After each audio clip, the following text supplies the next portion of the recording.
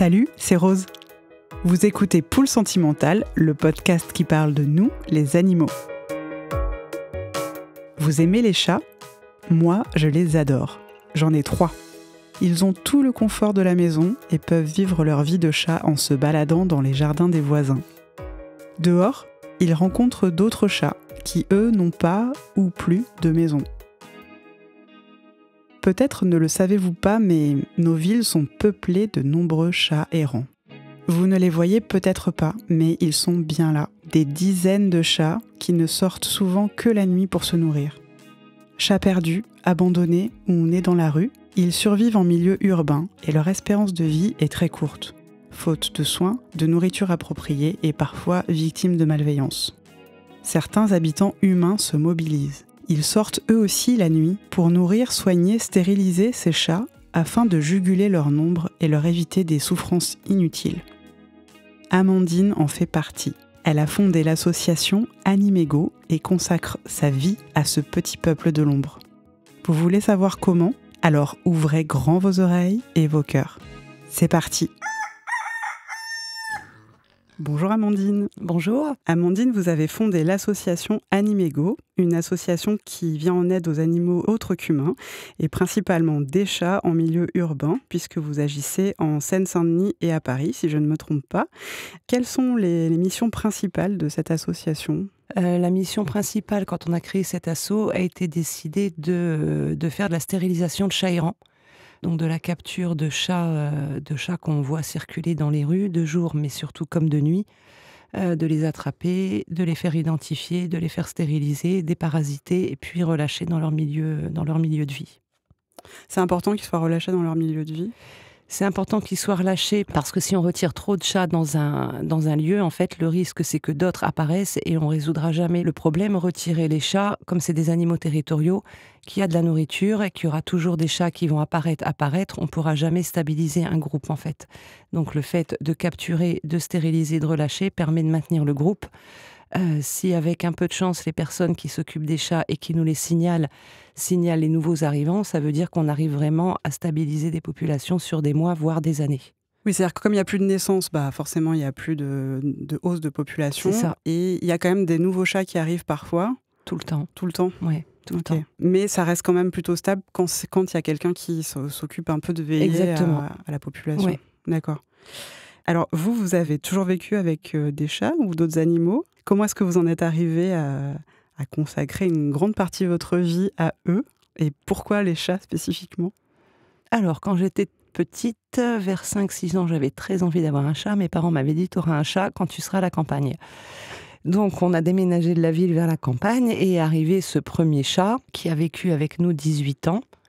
Que j'ai laissé chez mes parents quand je suis partie faire mes études parce qu'il était vieux, malade, diabétique, il avait besoin de soins et qu'il était bien mieux à rester dans son environnement. Il a fini par décéder, forcément.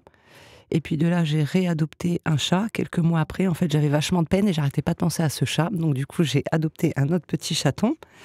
J'ai fait exactement ce que je ne ferai plus aujourd'hui, c'est-à-dire que je l'ai pris auprès d'un particulier. La sœur d'une amie de ma mère qui avait eu une portée. En fait, j'ai pris le petit chaton par téléphone. Enfin voilà, la couleur ou autre, je m'en fichais. J'ai récupéré ce petit chat. Et donc oui, je crois que j'ai toujours aimé les chats. Mais j'avais pas conscience en fait de la situation des chats qui n'étaient pas les chats en fait qui vivent avec nous, mais tous les chats errants. Ça, je connaissais pas en fait. Vous étiez très jeune, de toute façon, vous étiez... À cette époque-là, j'avais vieilli un petit peu. Je devais avoir aux alentours de 25 ans quand j'ai adopté le deuxième. Sachant que j'avais une sensibilité, mais je pense depuis que j'étais toute petite en fait. Quand j'étais toute petite, j'aimais pas qu'on noie les guêpes. Vous avez vu ça ? Des gens qui noyaient des guêpes ? Ouais, mes grands-parents étaient à la campagne, donc il y avait les pièges à guêpes quand on faisait les pique-niques le week-end, où du coup on voyait les guêpes se noyer et c'était un truc que je supportais pas. Et puis à l'époque on stérilisait moins les animaux et en fait on a eu 1 ou 2 portées de chiots en fait chez mes parents. Donc moi je me souviens pas parce que là pour le coup j'étais petite, j'avais 2 ans, mais à 2 ans j'allais dormir dans le panier avec les chiens. Donc généralement je passais plus de temps avec les chiens qu'avec les personnes qui étaient là. Donc je pense que j'avais une sensibilité effectivement dès toute petite. Et puis quand on grandit, on lit un petit peu des trucs à droite, à gauche. Et de là, j'ai décidé de faire un peu de militantisme. Donc j'ai fait un peu de militantisme à une époque avec droit des animaux, où c'était des stands en fait dans la rue pour sensibiliser aux droits des animaux de manière large, notamment sur l'antispécisme et le véganisme. Ensuite, je suis partie travailler pour une association de protection animale en province. Je suis revenue, mais du coup, je voulais continuer à faire quelque chose et j'avais trouvé une activité bénévole dans une autre association. Ils recherchaient un bénévole pour le suivi des adoptions. Et puis, tous les samedis, il y avait des adoptions. Donc, je suis allée aux adoptions les samedis. Et puis, il y avait toujours des choses à faire. Et du coup, on rencontre des gens. Et c'est comme ça que je me suis retrouvée à aller nourrir, à remplacer quelqu'un, en fait, sur le nourrissage pour un été, pendant que la personne était partie en vacances. Et c'est là que j'ai découvert, du coup, les chats errants. Ah, d'accord. Voilà. Jusque-là, vous n'aviez pas vraiment conscience Non, du jusqu'à là, problème. je ne savais pas du tout, en fait. Ok. Et du coup, c'est comme ça que ça a commencé. Il m'avait dit qu'il y avait une portée qui était née, mais qu'il n'avait pas vue. Et du coup, premier soir, j'arrive et j'entends les chatons. Donc du coup, il a fallu s'organiser parce que les chatons étaient coincés dans un truc genre à 3 mètres de haut, avec une profondeur qui redescendait à 1,70 m au milieu de la laine de verre. Et du coup, la maman entrait et sortait pour leur ramener à manger. Donc moi, j'avais jamais capturé de ma vie, enfin, je savais pas faire. Ouais. Donc du coup, j'ai passé quelques coups de fil pour trouver quelqu'un qui puisse aider. On a réussi à sortir les chatons que j'ai pris en famille d'accueil. J'avais pas prévu non plus d'être famille d'accueil, j'avais que mon chat avec qui tout allait bien. Et puis là, je me suis dit, mais si on a les chatons, il faut forcément faire quelque chose pour la maman. En fait, ça n'a pas de sens. Et c'est de là que j'ai commencé les captures, en fait, sur ce site-là. Ah, vous vous êtes dit de vous-même, là, il faut agir pour la Ouais, mère. parce qu'en plus, on en parlait pas mal quand on faisait les adoptions. On insistait vraiment sur la stérilisation des chats, etc. Donc, du coup, ça me semblait logique que même si cette minette n'était pas sociable, elle avait le droit d'être stérilisée comme tous les chats sociables qu'on faisait adopter. Et du coup, c'est comme ça que ça a commencé de capturer, et de stériliser, et d'identifier, et de relâcher. Donc, ce que vous faites à longueur d'années, mais on va y revenir. Et est-ce que ça s'est bien passé entre votre chat à vous, enfin celui qui était à la maison, puis les chatons qui sont arrivés comme ça Au début, ça a été compliqué parce que moi, j'étais stressée, donc je pensais qu'elle allait penser que j'allais plus l'aimer. Donc du coup, j'avais plus tendance à l'entourer encore plus que ce que je faisais d'habitude. Elle était forcément stressée parce qu'il y avait 3 petits chatons qui arrivaient et qui prenaient beaucoup de place. Donc forcément, pour elle, c'était un peu compliqué. Moi, je pense que j'en rajoutais une couche, donc j'étais extrêmement chiante. J'appelais les personnes qui faisaient ça depuis un moment, mais enfin, des fois 3 fois par jour, parce que vraiment, j'avais besoin d'en parler. J'étais hyper angoissée. Elle mangeait pas, elle faisait pas ses besoins. Ah oui, je pense que j'appelais le veto 2 fois par jour aussi, en me disant il faut absolument donner un laxatif, il faut faire un truc pour qu'elle mange. Mais en fait, c'était le stress, donc on pouvait rien faire à part laisser le temps passer et qu'elle s'adapte au chaton. Comme le font tous les chats, en fait. Quand on introduit un nouveau chat, il y a forcément une période d'adaptation, mais quand on n'est pas habitué à le faire, forcément, c'est panique à bord. Donc, je me suis détendue. Je pense qu'elle s'est détendue aussi. Et au bout de 3-4 jours, ça allait déjà mieux, en fait. Mais ça a été une grosse période de stress pour moi. Ouais. Maintenant, c'est facile, j'intègre et tout va bien. Mais il y a quelques années, c'était juste l'horreur. Du coup, les chats qui sont dans la rue, quand on en voit, on peut se dire, par exemple, qu'ils sont indépendants. Enfin, il y a cette image du chat indépendant, qui n'a pas besoin des humains, qui même fuit le contact. Voilà. Donc, pourquoi agir sur eux ? Parce qu'ils sont vraiment très nombreux. Donc, ça veut dire que plus il y en a, plus il faut trouver de la nourriture. Et effectivement, ils n'ont pas cette indépendance de pouvoir trouver de la nourriture, en fait. Donc, en milieu urbain, par exemple, ils n'ont absolument pas de proie. Ils sont regroupés dans des petits lieux, ce qui veut dire qu'il y a potentiellement des virus qui vont se transmettre des chats aux autres.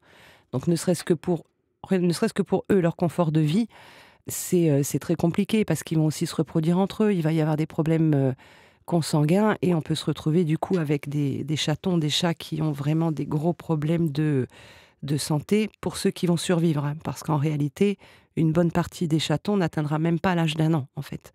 Ils vont forcément choper le coryza si on ne les prend pas à temps. En fait, une fois que le chaton est pas bien, un chat qui est pas bien, il se cache quelque part et en fait, il attend de mourir. Donc ça veut dire que c'est des animaux qui vont qui vont naître pour une bonne partie uniquement pour mourir et avant de mourir, ils vont souffrir en fait. Donc du coup, ça n'a pas d'intérêt de laisser faire les choses en sachant que ça va mener à quelque chose de catastrophique à terme. Ça, c'est pour les chatons. Et pour les adultes, pour les femelles, on a parfois des femelles qu'on récupère trop tard. L'année dernière, par exemple, on a une femelle qui a été attrapée. Elle est morte de sa mise bas, en fait. Les petits n'ont pas pu sortir et ils étaient en train de pourrir à l'intérieur. Donc ça, c'est des choses qui arrivent aussi. Il faut savoir que la mise bas, par exemple, elle est plus risquée que quand nous, on fait pratiquer ce qu'on appelle une OVH, un avortement. Il y a moins de risques à faire opérer la femelle pour qu'elle n'ait pas ses petits qu'à laisser les petits venir au monde, et ce, quel que soit le terme. Quel que soit le terme, c'est-à-dire que même si c'est juste très avant... avancé, si c'est 24 heures avant, c'est de toute façon moins risqué de faire en sorte que les petits ne viennent pas au monde que de la laisser mettre les petits au monde. D'accord. Donc pour les femelles, il y a cette qualité de vie. Ça veut dire que là, en plus, avec le réchauffement climatique, elles font de plus en plus de portées. Donc une fois qu'elles ont fait leurs petits arrivés à 2 mois, souvent elles se retrouvent à nouveau gestantes, ce qui veut dire qu'elles font qu'enchaîner les portées. C'est-à-dire qu'en fait, normalement, quand il fait plus froid... C'est quoi le rapport avec le réchauffement climatique? Le cycle de reproduction est lié à la chaleur et à l'ensoleillement, en fait. Donc plus il fait chaud, plus il fait beau, plus elles ont de cycles de reproduction. C'est pour ça que, par exemple, dans les Antilles ou autres, il y a des chatons toute l'année, ce qu'on n'a pas normalement ici, en fait. Okay. Donc voilà, et comme là, il fait de plus en plus chaud, elles se reproduisent de plus en plus tard, et le cycle, il commence de plus en plus tôt. Donc effectivement, ça fait de plus en plus de chatons. Et quand on voit que les refuges débordent, que les fourrières débordent, en fait, quel intérêt de laisser naître des animaux en se disant que de toute façon, ils ne trouveront pas de foyer. Et pour les mâles, la castration, c'est pour leur santé, en fait. Ils sont bien souvent porteurs du FIV, ce qu'on appelle le sida du chat, en fait. Oui. Et que du coup, via les bagarres, ils les transmettent aux autres mâles, ils les transmettent aux femelles.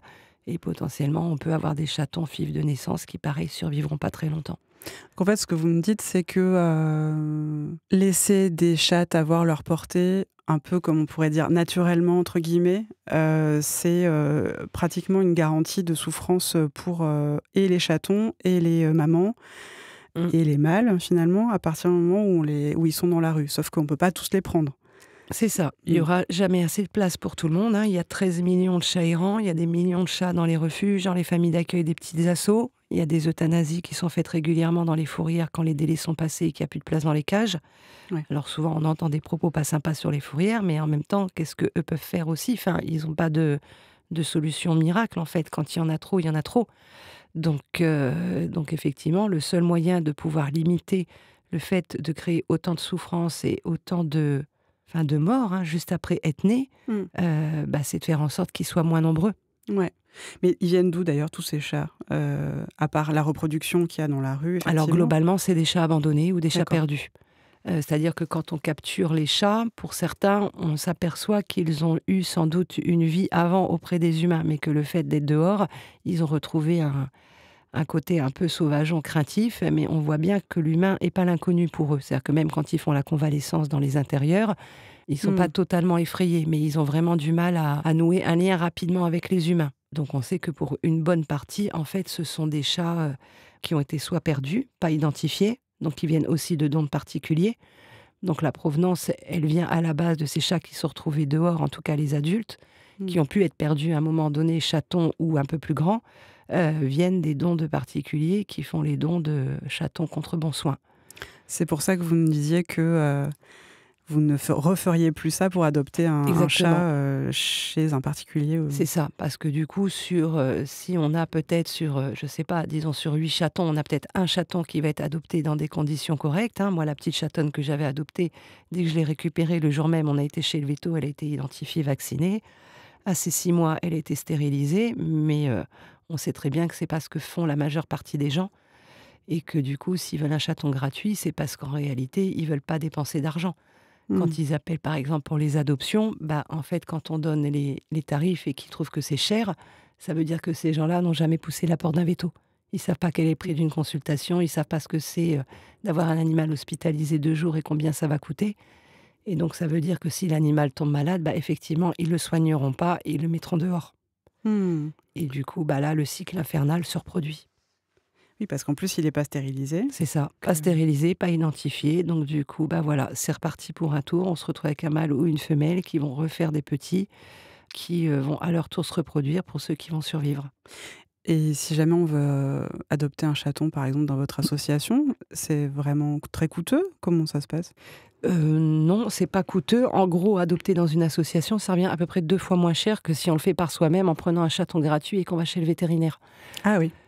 Chez nous, les frais d'adoption, en fait, sont de 240 € pour un chat ou chaton, parce qu'en fait, on a fait le choix aussi d'inclure les frais de stérilisation dans les frais d'adoption. Si le chaton est trop petit, En même temps, on peut les stériliser dès 3 mois, mais on essaie de faire plutôt à partir de 4-5. Mais du coup, si le chaton part non stérilisé, les adoptants ont la possibilité d'aller chez notre veto et de bénéficier comme ça du tarif associatif qui est compris du coup dans les frais d'adoption. Donc dans les 240 €, ils ont l'identification du chaton ou du chat, la stérilisation, la primo-vaccination, le rappel de vaccin et l'ensemble des soins de déparasitage. Oui, en fait, ça coûterait beaucoup plus cher s'ils allaient... Ça coûterait à peu près le double, ouais. Ah, d'accord. Oui, le double, Chez c'est certains vétérinaires, la stérilisation d'une femelle, ça peut être 220 €. Donc oui.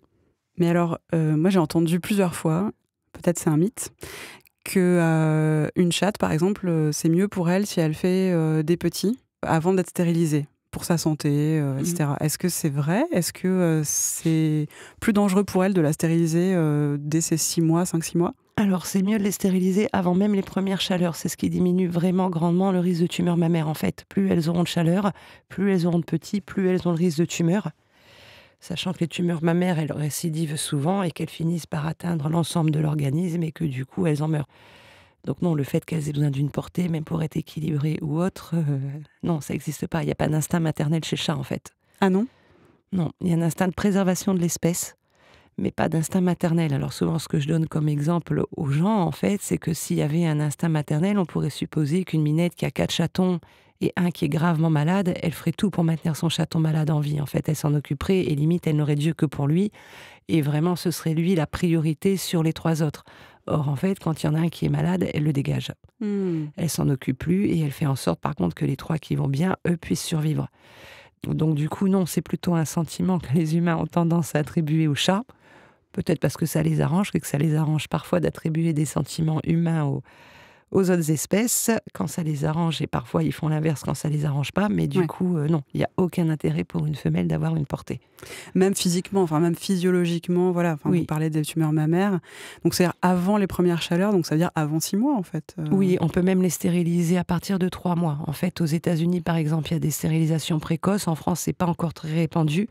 Nous, on le fait sur les chatons, par exemple, errants. Quand vraiment on est débordé, il n'y a plus de place et qu'il y a un endroit où il y a pas mal de chatons, c'est parfois plus facile de les faire rentrer dans les pièges.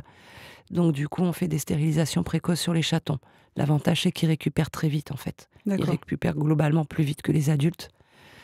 Ça influe pas sur leur santé. Enfin, du coup, il n'y a pas d'impact négatif. Oui, il reste pas plus petit. Non. Il y a tous ces Oui, préjugés mais non, là ça aussi. joue pas. D'accord.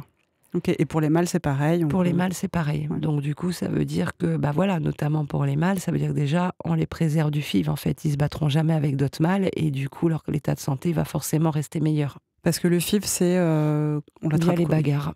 D'accord. Essentiellement via les bagarres. Alors pareil, c'est sur les grosses bagarres, quand les chats se mordent vraiment. Voilà, il faut vraiment que ça pénètre les muscles, la chair, etc. Un chat FIV qui aura un compagnon FIV va pas non plus transmettre le FIV aux copains. Parce que souvent, on entend qu'ils peuvent pas vivre avec un FIV, peut pas vivre avec un non-FIV. Ça, c'est pareil, ça fait généralement partie des idées reçues. Et un chat FIV positif peut totalement avoir des amis non-FIV pourvu qu'il aime les copains. La seule raison pour laquelle il ne devrait pas être avec des chats, c'est parce qu'il les aimerait pas, en fait. Bien sûr. Donc, ils et elles attrapent le FIV par les bagarres et les relations sexuelles, j'imagine. Mais bon, comme ils sont stérilisés... Il n'y en a plus. Du coup, on limite en tout cas ce vecteur de transmission. Ouais. D'accord. Est-ce que vous savez combien il y a de chats dehors, errants ou libres, dans les villes où vous agissez? Quelles sont les villes où vous agissez déjà? Alors, essentiellement, la ville où on agit le plus, c'est sur Aubervilliers. Ensuite, il y a Pantin, La Courneuve et Saint-Denis. C'est très compliqué de donner un chiffre, en fait. Il y en a des centaines, en réalité. Le problème étant que, comme il y a toujours ce souci des chatons donnés contre bon soin, pas identifiés, on se retrouve avec des chats dehors qui, a priori, sont sociables, a priori, auraient potentiellement un foyer. Qu'on diffuse, en fait, quand on les récupère, par exemple, malades, parce que certains ne sont pas très en forme. Si on les diffuse et qu'on essaie de faire des recherches, personne ne se manifeste comme étant leur propriétaire. Donc, soit parce que les gens se disent, le chat, il est libre, il va, il vient, il n'est pas stérilisé, le mâle a fait des kilomètres pour trouver une femelle. Parfois, tout bêtement, ils montent dans une voiture et ils se retrouvent à 1 kilomètre de chez eux. Donc, du coup, personne ne les voit. Donc, c'est vraiment compliqué de faire la distinction entre les chats domestiques, entre guillemets, qui seraient vadrouilleurs, et les chats errants, qui, eux, seraient beaucoup moins sociables. Mais je dirais que sur Aubervilliers, je pense qu'on est au moins à 300 chats errants. Que vous n'avez pas encore pu prendre en charge, par exemple Il y en a une tonne qu'on n'a pas pu prendre en charge, en fait. On a des appels tous les jours. Là, par exemple, cette semaine, on a eu sur Aubervilliers une famille. La dame a eu des problèmes de santé, elle était hospitalisée. Donc, quand les enfants sont venus dans la maison, ils ont découvert dans le garage une minette avec 3 chatons. Ah oui. Voilà. Là, par exemple, c'est vraiment dommage parce que du coup, en discutant, je me suis aperçue qu'il y avait eu des portées les autres fois et que personne nous a dit qu'il y avait eu des portées. Donc là, il y a cette minette dans ce garage avec les chatons pour qui il faudrait qu'on trouve une association parce que là, nous, par exemple, on en a trop et on ne pourra pas héberger cette minette et ses chatons. D'accord. Donc on peut la stériliser, l'identifier et la remettre sur place. Mais la maison va être vidée, donc de toute façon, ils ne pourront pas s'occuper d'elle et des chatons. Quand ça arrive sur des lieux, dans des jardins où les choses vont bien, on demande aux gens de surveiller les chatons, que l'état de santé soit bon. Et puis quand ils arrivent à 3-4 mois, on capture toute la famille, on stérilise, on relâche. Et les chats repartent dans le jardin. Mais voilà, on a vraiment trop de... Enfin, il y a des journées où on reçoit 30 à 40 signalements de chats à capturer pour stériliser, ce qui est du coup c'est ingérable, énorme. en fait. C'est énorme. Ouais. Donc, donc vous ne pouvez pas savoir. On ne peut pas savoir. Ouais. Mais ce qui est sûr, c'est qu'il y en a des centaines. Ouais, il y en a des centaines. Et vous arrivez à en gérer, entre guillemets, quel est le nombre de chats que vous arrivez à prendre en charge? Sur les chats, ce qu'on appelle les chats libres, donc ceux qui ont été stérilisés, identifiés avec les captures, l'année dernière, on en a fait un peu plus de 170 sur l'année. Donc ça, c'est les chats qu'on capture et qu'on relâche. Ouais. Et sur les prises en charge de chats non relâchés qui vont, eux, être mis à l'adoption, ou qui vont rester en panier retraite ou en famille d'accueil longue durée parce qu'il y a des problèmes de santé, c'est à peu près le même nombre. D'accord. Donc sur une année, globalement, on fait à peu près 300 chats, sachant que du coup, les signalements de chats errants, il y en a plus que ce qu'on peut faire à la minute. Il y a aussi plus de chats sociables que ce qu'on peut accueillir en famille d'accueil. Donc là, on a dû décider, puisqu'on est vraiment débordé en fait là par les chats sociables, c'est de faire la même chose que pour les chats non sociables. Et on les remet sur les lieux de vie en essayant de surveiller que tout va bien pour eux, sachant que si ça va pas, du coup, on les reprend. Ah oui, d'accord. Mais vous êtes obligé finalement d'en arriver là, quoi. C'est-à-dire que soit on fait rentrer des sociables et on laisse les autres se reproduire, et du coup, c'est pas l'objectif de l'assaut. L'objectif, c'est vraiment de faire en sorte qu'il y en ait moins. C'est-à-dire que si on se dit qu'on n'a pas de place pour prendre une minette et 3 chatons, comment on peut penser que dans 3 mois, on aura la place pour en prendre 40, en fait? Enfin, on n'aura jamais la place pour en prendre plus. Les refuges seront toujours débordés, quoi qu'on fasse. Les fourrières seront toujours débordées. Et jamais, en fait, en termes de capacité humaine d'accueil, on pourra absorber les millions de chats. Donc, soit on se dit on prend le mal à la racine. Nous, c'est ce qu'on a choisi de faire. Alors, c'est un peu un travail par le vide parce qu'on ne se rend pas compte, en fait. Quand on fait stériliser les chats, tout ce qu'on peut se dire, c'est qu'on a évité des milliers de naissances. Mais c'est vrai que concrètement, c'est compliqué. Quand on sauve un chat de la rue, qu'on le soigne, qu'on le remet sur pattes et qu'on le fait adopter, on a vraiment un résultat concret devant les yeux. De stériliser, de faire avorter une minette, on sait juste qu'on a empêché 5 chatons de venir au monde. Donc comme ça, c'est pas forcément parlant quand on n'est pas sur le terrain, je dirais. Mais quand on y est, on sait que c'est pas 5 cadavres qu'on va récupérer. En fait, c'est ça, c'est que ces chatons qui ne sont pas venus au monde, finalement, si je comprends bien, ils ont évité la maladie et la mort lente dans les mois à venir. Voilà, et ils permettent à ceux qui sont déjà nés, en tout cas pour certains, de trouver une place en famille d'accueil.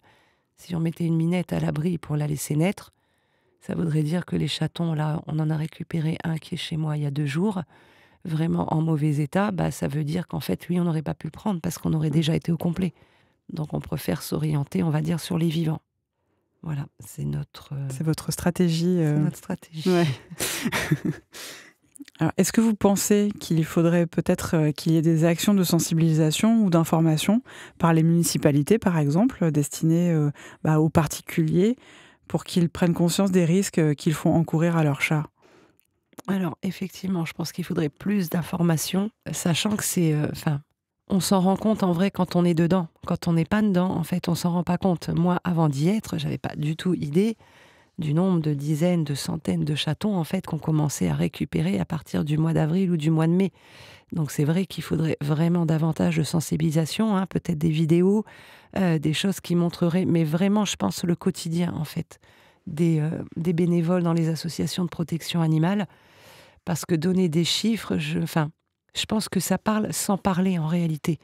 Et du coup, de montrer un peu, je sais pas, de suivre quelques personnes tous les jours Ne serait-ce que les appels reçus, par exemple, parce que les appels reçus, c'est vraiment un bon indicateur de ce qui se passe. Et ça, c'est sûr que ça relève plutôt du domaine des pouvoirs publics, en fait. Ce serait plutôt à eux de jouer un peu plus le jeu. Globalement, certaines municipalités vont participer en donnant quelques subventions pour le fonctionnement des assos ou pour participer aux stérilisations. Mais c'est vrai que réellement, de l'information, il n'y en a pas. Donc du coup, c'est vraiment très compliqué. Enfin, si les gens veulent l'avoir, il faut qu'ils aillent la chercher. Et si c'est pas un sujet qui les touche un peu, dont ils n'ont pas entendu parler un petit peu à un moment donné, où ils se sont pas dit « tiens, c'est bizarre » ou « j'aimerais apprendre un peu plus », personne va aller sur l'ordinateur et chercher des infos. Et voilà. D'autant plus que parfois, les images qu'ils peuvent avoir sont quand même très moches, en fait. Des fois, les chats sont vraiment, vraiment abîmés. Oui. Et que pour les gens, ça peut être compliqué aussi de voir des images choquantes. Oui. En même temps, si on ne montre pas des images choquantes, ça ne montre pas non plus la réalité du terrain. Il faudrait, je pense, vraiment différents canaux de diffusion, différents types d'informations pour pouvoir toucher vraiment beaucoup, beaucoup de monde. Mais c'est vrai que aussi, globalement, quand on intervient, par exemple, sur les réseaux sociaux, quand il y a des discussions sur les stérilisations, il y a encore plein de gens qui pensent que, limite, dans 3 mois, il n'y aura plus de chats parce qu'on stérilise. Ah oui. En fait, c'est impossible. Enfin, il y aura toujours des chats, quoi qu'on fasse. Enfin, leur rythme de reproduction est plus rapide que le rythme auquel on peut les attraper, les faire stériliser. Enfin, même si les vétos devaient bosser H24, ils ne pourraient pas stériliser tous les chats de France en une année. C'est impossible. Et tant qu'ils en stérilisent, il y en a une autre qui a mis bas. Et donc, ça n'arrivera jamais. Mais ça montre bien aussi que vraiment, les gens sont complètement déconnectés de la réalité, en fait. Et c'est normal. C'est un peu répétitif, mais tant qu'on n'y est pas, on ne le sait pas. Et moi, je sais que dans l'asso où j'étais précédemment, les bénévoles qui arrivaient au fur et à mesure, ils me disaient la même chose, en fait. Mais en fait, je ne m'étais pas rendu compte. Je ne savais pas. Si je n'étais pas venue là, je ne me serais jamais rendu compte que c'était une telle catastrophe. Donc, effectivement, je pense qu'il faut informer, faire des vidéos, en tout cas des trucs, même si ce n'est pas joli, qui soient néanmoins attractifs pour montrer aux gens combien c'est catastrophique. Pour sensibiliser, ouais. Et au niveau de la législation, là, est-ce qu'il y a des choses qui existent, par exemple le fait de stériliser, d'identifier un animal, un chat qu'on prend sous notre aile? Est-ce que c'est pas obligatoire? Enfin, est-ce qu'il n'y a pas quelque chose dans la loi, quoi? Alors, sur l'identification, elle est effectivement obligatoire. Personne n'est censé céder à un chat non identifié, mais tout le monde le fait et en fait, il ne se passe rien. C'est ça. Donc, du coup, il y a toujours des lois, comme il y a des lois pour les abandons, des lois pour la maltraitance. En France, on a un tas de lois, mais comme elles sont globalement jamais appliquées, que les gens ne sont jamais punis, il ne se passe rien. En même temps, il y a peut-être des personnes qui pensent qu'il y a plus important que ça. Il y a sans doute plus grave qu'un chat qui n'a pas sa puce ou son tatouage. Mais néanmoins, il y a une loi qui dit que ça devrait être fait. Et je ne suis pas sûre qu'il y ait beaucoup de personnes qui aient eu 750 € de PV parce que son chat n'était pas identifié. Or, normalement, c'est le montant qu'on peut avoir si l'animal n'est pas identifié. Je suis même pas sûre que les gens soient au courant qu'ils risquent 750 €. Ils ne le savent pas. Voilà, donc c'est aussi pour ça que je me dis peut-être que c'est aussi une information que certaines municipalités pourraient. Ça, c'est une information effectivement qui pourrait passer facilement. Après, même quand on la donne, moi sur les appels que je reçois quand je la donne, en fait, il y a quand même plein de personnes qui sont pas contentes qu'on leur dise que c'est la loi, parce qu'en fait, elles font ce qu'elles veulent, parce que c'est leur chat. Qu'elles n'ont pas envie, que c'est un chat d'appartement, sauf que les chats d'appartement, ils tombent. Ils tombent des fenêtres, ils tombent des balcons. Parfois, les caisses de transport s'explosent, donc les chats se retrouvent du coup errants à nouveau, et sans identification et sans stérilisation, effectivement, c'est toujours le même problème. Du coup, ils se retournent dans la rue, ils se reproduisent, et c'est reparti, encore une fois, pour un tour pour ceux qui survivent, parce que du coup... Oui. Celui qui ne survit pas, sa durée de vie, elle est quand même que de 5 mois sur un chat qui ne serait pas habitué à la rue. Et oui, un chat d'appartement, là, comme ça, laissé... C'est ça. Donc, une grande partie va quand même ne pas survivre, mais malgré le fait qu'il y ait tous ces taux de mortalité élevés, on voit bien que malgré tout, ils continuent à se reproduire et à se reproduire. La stérilisation n'est pas obligatoire en France, elle est obligatoire dans certains pays, mais ici, elle ne l'est pas. D'accord. Ce qui est vraiment dommage, Voilà, il y a toujours des décisions qui sont prises, comme le certificat d'engagement à faire signer une semaine avant une adoption pour limiter les abandons. Or, le problème, il n'est pas l'abandon, le problème, il est leur surpopulation. Qu'on ait le droit ou pas le droit de les abandonner, à partir du moment où ils ne sont pas stérilisés, ça ne changera rien au problème, en fait. Oui, parce qu'ils sortent, donc ils rencontrent des congénères. C'est ça. Alors que si une loi avait été faite sur la stérilisation, effectivement, on attaquait un peu plus le mal à la racine. On avait, nous aussi, en tant qu'asso, plus de moyens d'agir et de sensibiliser les gens. Mais comme là, c'est pas obligatoire, du coup, le recours, il est mince. À part expliquer aux gens en quoi, pour la santé de leur animal, c'est vraiment mieux, on n'a pas de marge de manœuvre. Ouais. Et alors, vous parliez du quotidien des bénévoles dans l'association, peut-être votre quotidien aussi. Comment ça se passe quand vous sortez un chat de la rue parce qu'il est sociable et que voilà, donc vous n'avez pas de refuge, donc comment ça se passe? Donc le chat, par exemple, qu'on récupère, qui est sociable, part dans une première famille d'accueil. Donc là, ils sont en période de quarantaine. Le chat est vu dès le lendemain par le vétérinaire. Donc soit on a pu l'attraper à la main parce qu'il était sociable et on voyait que ça allait pas, il se débrouillait pas. Soit il est rentré dans un piège et on s'est aperçu qu'il était sociable une fois dans le piège. Donc le chat voit le vétérinaire dès le lendemain pour vérifier s'il est identifié et voir son état de santé. Pardon, juste du coup, comment ça se passe pour piéger le chat? Ah oui, pour piéger les chats, on a donc des pièges, ce qu'on appelle des trappes, qui sont pour l'essentiel des trappes automatiques où on met à manger et les chats rentrent et se retrouvent enfermés. Parfois ils sont rusés, ils arrivent à en sortir. Parfois on a besoin, nous, de ruser pendant des semaines pour attraper des chats qui ne veulent pas rentrer dans les pièges. Donc on a plusieurs types de pièges qui peuvent intimider certains et rassurer d'autres. Pour capturer, généralement, il faut quand même ralentir l'apport en nourriture quelques jours avant pour que le chat ait faim et soit plus incité à rentrer dans le piège que si tout va bien et qu'il se dit qu'il n'a pas de raison de rentrer dans ce truc bizarre. Et ensuite, on a un dernier piège, ce qu'on appelle notre trappe manuelle, qui permet de capturer les chats vraiment les plus récalcitrants, où là, on peut capturer plusieurs chats en même temps. Donc sur un chat qui est très timide, il suffit parfois qu'il voit un copain ou deux rentrer, il rentre et après on sélectionne le chat qu'on veut attraper.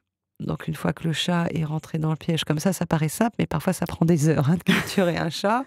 Parfois ça prend des années. Il y a une minette, on a mis 4 ans. Ah oui. Donc on a récupéré ces chatons pendant plusieurs années. Et puis c'était un chaton qui devait être capturé ce soir-là et elle est rentrée. Quand elle est sortie, c'était elle.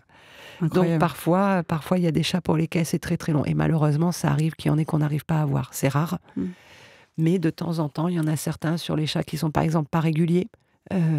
Ça va être beaucoup plus compliqué de les attraper parce que généralement on se base sur leurs heures de nourrissage. Donc on voit avec les personnes qui nourrissent quelles sont les habitudes des chats et plus on a l'aide des personnes qui nourrissent les chats, plus on a de chances de les capturer en fait. C'est incroyable, c'est un réseau, rien que ça, c'est un réseau énorme de bénévoles, de personnes qui s'en occupent. C'est ça. C'est dingue. Et ça, on s'en rend pas compte non plus. Moi, je m'étais pas rendu compte, avant de découvrir les chats, je m'étais absolument pas rendu compte qu'il y avait des personnes, qui pleuvent, qui vendent, qui neigent, qui vont aller nourrir les chats, quel que soit leur état de santé. Si elles sont pas bien ou s'ils sont pas bien, ils vont faire en sorte de trouver quelqu'un qui puisse aller nourrir les chats parce qu'ils ont peur qu'ils meurent de faim. Mais même s'ils sautent un repas, ils mourront pas de faim. Mais oui, c'est un vrai réseau. Et après, on s'aperçoit aussi que du coup, beaucoup se connaissent en fait. Un tel connaît un tel, qui connaît un tel, qui connaît un tel. Ils ont fait appel à tel asso ou à telle personne. Et en fait, on s'aperçoit qu'il y a vraiment un vrai réseau autour des chats. Puis après, on découvre aussi que les gens aident les pigeons, vont aider les hérissons. Donc globalement, ça se passe plutôt bien. On a aussi des situations où les nourrisseurs sont moins sympas, qui aiment les chatons, et où là, du coup, on a beaucoup plus de difficultés à capturer.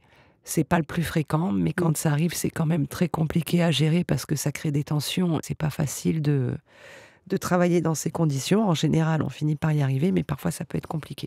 Oui. Donc du coup, le chat est on rentré dans attrapait la trappe. le chat. Donc une fois qu'il est dans la trappe, on couvre la trappe avec un tissu. Donc là, on transfère le chat dans ce qu'on appelle un module, donc une caisse de transport sécurisée pour pas perdre le chat. Donc ils sont une fabrication artisanale par une des bénévoles, par Flora. Donc on transfère les chats dans le module, parfois pareil, facilement, parfois avec bien du mal. Certains rentrent en 3 secondes, d'autres il nous faut 20 minutes. Ensuite, les chats atterrissent dans leur cage de convalo. Donc souvent, quand on parle de cage, quand les personnes ne connaissent pas, elles pensent qu'on laisse le chat dans la caisse toute la nuit, ce qui n'est pas le cas. Le chat bascule dans une cage dans laquelle il a un bac à litière, dans laquelle il y a la place pour mettre sa caisse de transport et dans laquelle il a à manger et un dodo. Enfin, voilà, il y a quand même un minimum de confort. Mais souvent, la première nuit, en réalité, ils ne sortent pas de la caisse de transport, ils veulent rien faire, ils ont peur et il ne se passe rien.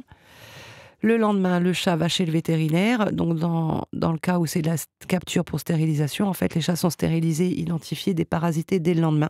D'accord. De manière à ne pas les contraindre à rester trop longtemps enfermés dans ces cages quand même qu'ils n'aiment pas et ces environnements fermés qui les terrorisent. Et là, du coup, on arrive à relâcher les mâles au bout de 3 jours, quand tout va bien, s'il n'y a pas de problème apparent de santé. Les femelles, selon le vétérinaire qui les stérilise sur le ventre ou sur les côtés, elles sont relâchées aussi rapidement. Quand c'est des opérations sur le ventre, qu'il y a un petit problème pour les femelles ou que c'est une opération plus lourde, comme une OVH ou parce qu'elles ont eu un autre problème de santé, comme un pyomètre ou autre, on peut avoir des convalescences qui vont jusqu'à 2 semaines, parfois 3, si jamais il y a une infection qui se produit suite à l'opération, ce qui peut arriver. Là, Voilà. elles sont très stressées, j'imagine, ça doit les... Certaines, ça va, et d'autres pour qui c'est assez terrible. Il y en a pour qui c'est vraiment terrible et on est obligé de couvrir complètement les cages, en fait. Enfin, voilà, il ne faut pas qu'il y ait un rayon de lumière qui passe. Donc, elles sont dans le noir avec la couverture. Et là, du coup, elles se détendent et elles mangent et elles font leur vie. Il y en a certains qui hurlent toute la nuit parce que vraiment, ils veulent absolument ressortir le soir même de l'opération. Mais ce n'est pas possible. Et non. Il faut qu'ils récupèrent un peu. Donc il y a un peu tous les types. Il y a ceux qu'on n'entend pas et qui ont très bon appétit. Il y a ceux qui déglinguent tout dans la cage, qui hurlent comme des malades. Non, il y a un peu tous les types de chats en convalo. Et puis après vient le moment de la relâche. Donc là, soit ils ont été super à l'aise et là, il faut batailler un peu pour les faire re-rentrer dans les modules. Donc bon, en général, pareil, ça, on y arrive à peu près en faisant attention globalement. Moi, par exemple, je me suis jamais fait mordre ou griffer par un chat des rues. Enfin, voilà, en prenant les précautions. Si on fait tout tranquillement, en vrai, ça se passe bien. Mais il y en a certains, un jour, j'ai cru que j'allais devoir le remmener avec sa cage de convalo. J'y ai passé une demi-heure. Le chat, pour le coup, il essayait vraiment de m'attaquer et j'ai cru que j'allais pas réussir à le remettre dans le module. Bon, au bout d'un moment, il fatigue. Donc, du coup, au bout d'un moment, ils finissent par rentrer. Si on lâche pas l'affaire, qu'on continue à faire les trucs tranquillement et à l'embêter un peu, normalement, ils finissent quand même par rentrer dans les boîtes. Mais il y a quand même des fois où on croit qu'on va pas y arriver. Là, je ris, mais en situation, c'est pas drôle. Non, c'est sûr, ça doit être très épuisant. Voilà, donc là, ils sont relâchés. Quand on fait les relâches, on essaie de les faire dans la mesure du possible avec les personnes qui s'occupent des chats sur place. De venir au moment de l'heure du repas. Parfois, on peut pas, mais en général, on arrive quand même à les relâcher au moment du repas. Bon, en vrai, ils mangent pas quand ils sont relâchés. Généralement, ils détalent à toute vitesse. Parfois, on les revoit dès le lendemain. Parfois, on les revoit au bout de plusieurs jours. Ça dépend des chats, pareil. Ils vont se cacher. Ils vont se cacher, oui. Ils reprennent leur marque. Ils sont pas très contents de ce qui vient de leur arriver. Parce qu'eux peuvent pas avoir conscience que c'est pour du mieux. Donc voilà, c'est compliqué pour eux. Et puis après, ils reviennent. Et quand même, ce qui est génial, c'est que globalement, quand même, toutes les personnes qui s'occupent des chats nous disent quelques mois après qu'ils les trouvent vraiment mieux, qu'ils les trouvent plus beaux, qu'ils les trouvent d'aspect mieux, en meilleure santé, que les tensions ont diminué et que globalement, les chats vont mieux depuis qu'ils ont été stérilisés. Bon, c'est vrai qu'ils sont plus maigrichons comme ils l'étaient avant. Enfin, voilà, avec la même quantité de nourriture, le fait de ne plus avoir à courir comme ils courent quand ils ne sont pas stérilisés, ils sont un petit peu plus sédentaires. Et plus calme, plus tranquille, peut-être, voilà. moins de bagarres. C'est ça, ouais. Donc du coup, voilà, moins de blessures et du coup, c'est vrai qu'ils sont mieux. Mais alors, du coup, là, je repense à quelque chose parce que on a beaucoup l'image du chat, donc je disais indépendant, mais aussi solitaire. Et en fait, là, vous me parlez depuis le début de groupes de chats. C'est ça. Globalement, ils vivent en groupe. Alors sur certains groupes, on peut s'apercevoir que certains vont rester un petit peu plus à l'extérieur. Il y a des chats qui vont pas trop se mêler au groupe et qui vont être nourris un peu en dehors du groupe. Mais globalement, effectivement, ils constituent des meutes de chats, en fait. Où ils vivent, et c'est assez drôle parce qu'il y a des endroits où vraiment il y en a qui s'aiment beaucoup. Quand il y en a un qui apparaît, il y a le deuxième. Il y en a qui créent vraiment des relations d'amitié entre eux. On s'aperçoit qu'il y en a qui s'aiment pas. En fait, il y en a un qui va avoir tendance à dégager un peu plus un autre.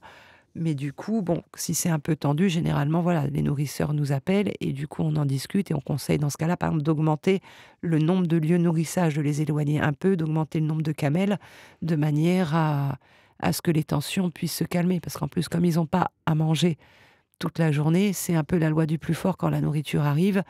Et du coup, ils ont tendance à se précipiter. Donc, plus c'est réparti sur un espace long, large, moins il y a de tension entre eux.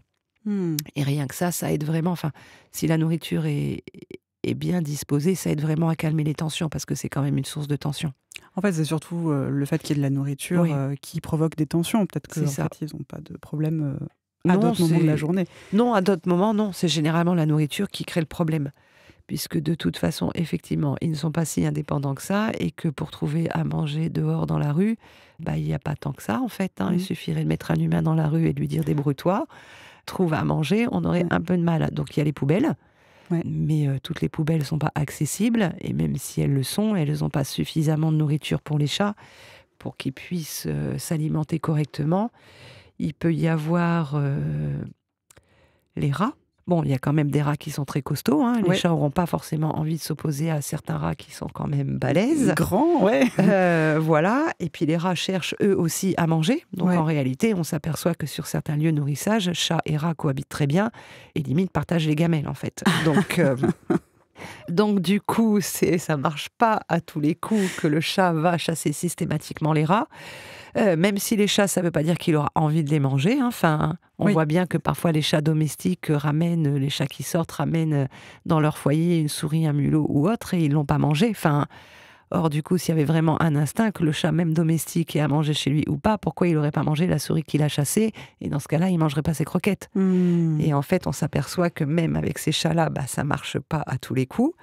Et heureusement qu'ils ne les mangent pas, parce que vu les campagnes de dératisation, ça voudrait dire qu'on aurait plus de chats intoxiqués que ce qu'on a là. On en récupère déjà quelques-uns intoxiqués, mais ça voudrait dire que ce serait vraiment encore pire pour eux. Oui, c'est important de dire ça. C'est-à-dire qu'effectivement, les rats sont considérés comme des, entre grands guillemets, nuisibles. Et donc, du coup, beaucoup de villes essayent de les éradiquer avec des poisons. Mais en fait, c'est dangereux pour plein d'autres espèces qui côtoient, qui habitent au même endroit. Parce qu'il y a même aussi parfois des pigeons qui pourraient manger ces poisons. Voilà, les chiens. Les hérissons. Enfin, en tout cas, tous ces animaux qui vivent dans nos milieux urbains, ça ne touche pas, ça ne cible pas que les rats. Et de toute façon, même si c'était le cas, ce serait horrible. Oui. Enfin, c'est horrible. Et en plus, voilà, si le rat en question devient la proie d'un chat, du coup, il empoisonne le chat, quoi. Et vous arrivez à faire quelque chose si jamais vous prenez à temps Alors, si on les récupère à temps, oui. On avait eu Marco, un chat, alors qu'il avait vraiment eu de la chance, ce chat. Il avait été trouvé en train de convulser, en fait, sur la route, à Aubervilliers. Et c'est le chauffeur de bus, en fait, qui s'est arrêté, qui a mis le chat sur le côté, ou qui l'a déposé directement à l'école. Peut-être à l'école. Il y a une dame de l'école qui passait, il y avait une école à côté, et en fait, il a été recueilli par des personnes qui bossaient là, et qui nous ont appelés tout de suite, en fait. Donc, on a pu récupérer le chat, on l'a emmené tout de suite chez le véto. Il a été mis sous perf, médoc, etc. Et effectivement, Marco est toujours vivant. Wow. On ne l'a pas relâché, on ne connaissait pas son lieu de vie.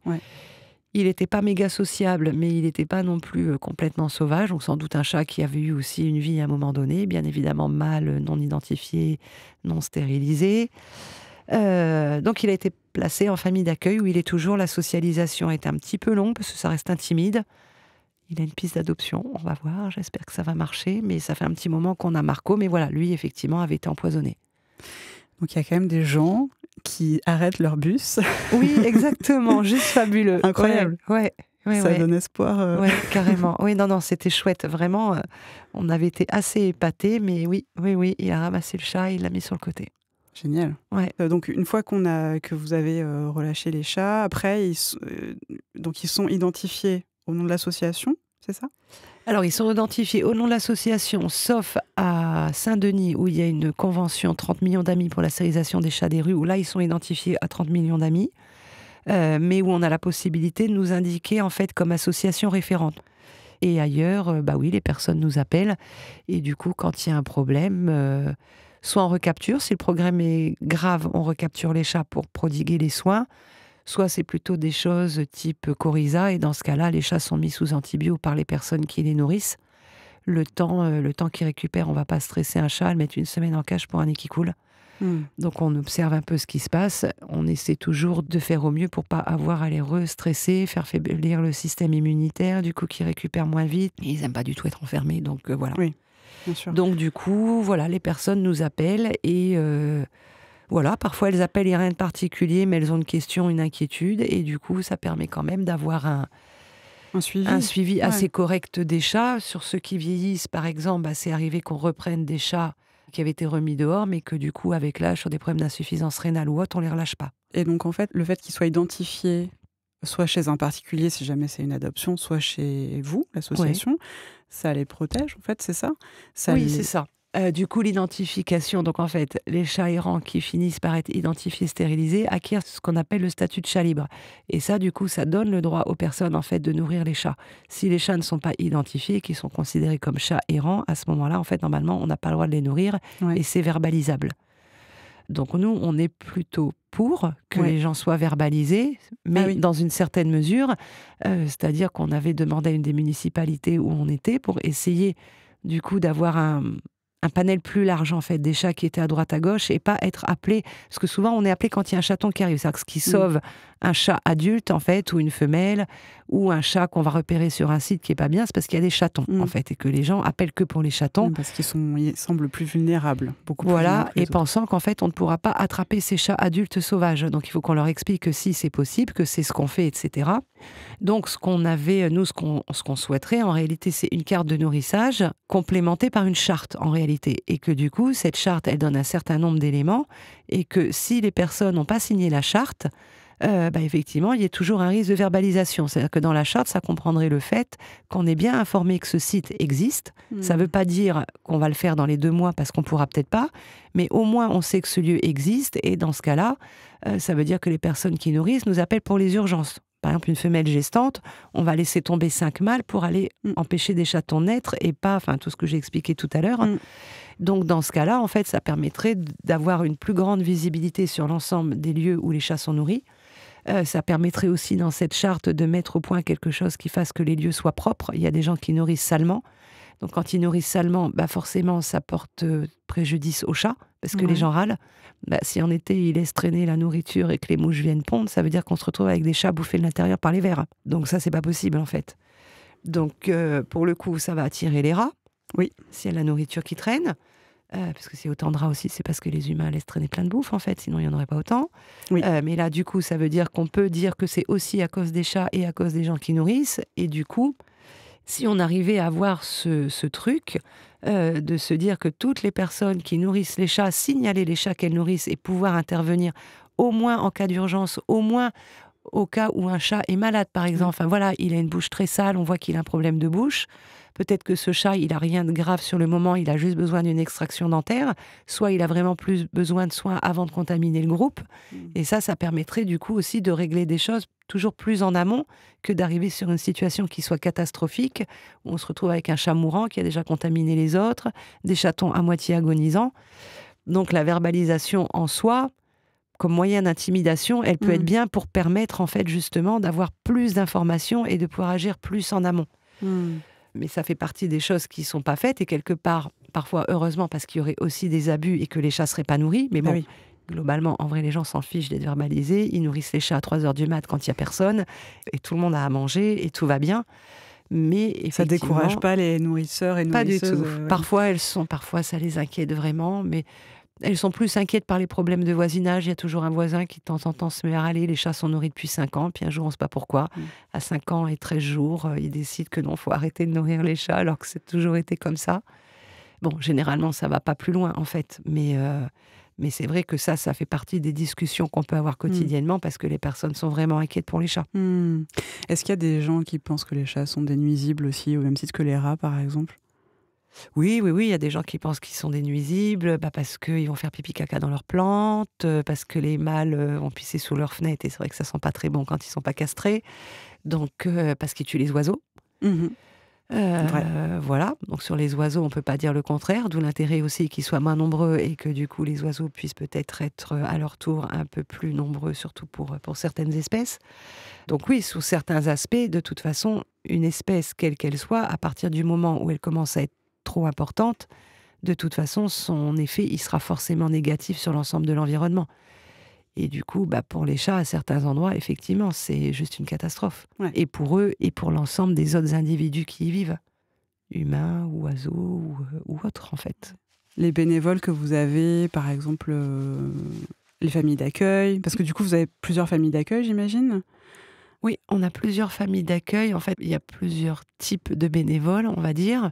Donc, il y a les personnes qui sont familles d'accueil, qui font que de l'accueil. On a des personnes qui font de l'accueil et qui vont faire aussi, par exemple, participer aux collectes, qui peuvent de temps en temps capturer, qui peuvent faire un covoiturage. C'est quoi les collectes ? Les collectes, donc en fait, on organise, c'est Clémence qui s'occupe des collectes, qui organise des collectes dans les magasins. Donc pas mal dans les magasins destinés aux animaux, pas mal les animalistes et quelques truffaut. Parfois dans des grandes surfaces pour récupérer de la nourriture, de la litière, des accessoires pour les chats en famille d'accueil et pour les chats errants. D'accord. Parce qu'il y a des sites où les chats sont vraiment très nombreux et que du coup les gens ne peuvent pas subvenir aux besoins de... Oui, parce que ça coûte cher en fait, Ça la coûte nourriture cher, pour oui. chat. Donc du coup il y a les collectes qui sont organisées. On arrive à en avoir pratiquement une par week-end. C'est énorme. C'est énorme, donc ça demande vraiment une grosse organisation. Ça demande de mobiliser du monde pour se relayer toute la journée, voire parfois sur 2 jours. Mais c'est tellement précieux en fait Ça marche que bien. Les oui, gens globalement ça marche bien. donnent. Globalement ça marche bien. Les gens sont plutôt sympathiques. Enfin voilà. Après il y a des personnes qui se proposent aussi pour faire du bénévolat. Ce qui est compliqué sur le bénévolat, c'est qu'en fait on n'a pas tant de contact que ça avec les animaux, hormis les familles d'accueil. Souvent les personnes veulent être avec les animaux. Mhm. Et c'est toujours là où il y a une nuance. Moi, par exemple, en fait, je me suis jamais dit que je voulais faire quelque chose avec les animaux. Je me suis dit que je voulais faire quelque chose pour eux. Ouais. Mais souvent, en fait, il y a un truc, je sais pas, enfin, en tout cas, où vraiment on se dit que l'important, c'est d'être au contact avec eux. Et en fait, ils ont besoin d'un tas d'autres choses Ouais. que d'être au contact avec eux. Et là, le contact qu'on a avec eux, en gros, c'est les captures. Oui, Les c'est pas captures, très. les convalescences et la famille d'accueil. Les familles d'accueil, après, elles gèrent globalement leur chat elles-mêmes et du coup, on n'a pas ce besoin qu'on peut avoir dans un refuge. Donc ça peut être un peu plus compliqué. On a d'autres besoins en termes de bénévolat, mais pas celui-là spécifiquement, en fait. Oui, c'est ça. Alors, vous avez, j'imagine, besoin de familles d'accueil quand même. De familles Régulièrement. d'accueil, là, par exemple, là, le plus gros besoin qu'on aura en ce moment, c'est les familles d'accueil de convalescence, ou déposer une cage ou 2 pour les chats errants. Pour pouvoir les relâcher Ouais, après. Donc, c'est pas des exactement. chats qui vont rester dans le foyer, c'est des Voilà. chats qui vont passer quelques C'est ça. jours. Et ça, c'est difficile parce que souvent, pareil, hein, on a du mal avec l'idée du chat dans la cage. Ouais. Or, en fait, le chat dans la cage, dans ce genre de situation, sur des chats avec ces comportements-là, ils sont bien plus rassurés et bien plus en sécurité dans la cage que si on les lâche dans une pièce. Enfin, dans une pièce, ils vont sauter partout. Pour le peu qu'il y ait des choses, ils vont se blesser. Une porte qui s'ouvre à un mauvais moment, le chat se tire dans un environnement qu'il ne connaît pas. Et là, du coup, il est à nouveau en danger. Et puis surtout, après, il faut le rattraper et le remettre en boîte. Donc là, ça complique aussi vachement les choses. Ouais. Donc c'est sûr que la cage, en plus, comme elle est rassurante, petit espace, ils vont se remettre à manger plus vite. S'ils sont dans un grand espace, ils peuvent mettre plus de temps à remanger. Donc parfois, ceux dans les petits espaces, il y en a certains qu'on relâche, ils ont à peine mangé, mais en fait, on voit que c'est le stress. Ouais. Et du coup, on ne va pas leur infliger une semaine sans manger, quitte à les rendre encore plus malades. Donc on relâche avant. Mais du coup, les convalescences sont très difficiles parce que personne ne veut d'un chat en cage. C'est ça. Ouais. Mais là, c'est pareil, c'est parce que vraiment, on se met à notre place à nous et pas à la place du chat. Oui, Ou on se met à la place de notre chat qu'on a chez nous et qui est sympa et qu'on n'aimerait pas voir en cage. Sauf que là, c'est pas notre chat sympa, c'est un chat de la rue qui est pas du tout sympa. Oui, et puis surtout qui a pas envie d'être là, qui comprend pas ce qui lui arrive. Exactement, oui. Ouais. Donc ça, on en a besoin. On a besoin régulièrement sur les covoiturages. On aurait besoin de plus de personnes pour trapper. Ouais. Voilà. Ok. Et donc, dans ces bénévoles, vous avez aussi des nourrisseurs. Est-ce que vous avez remarqué une sociologie spécifique des personnes qui vont nourrir les chats comme ça, à toute heure du jour et de la nuit, qui sont très dévouées?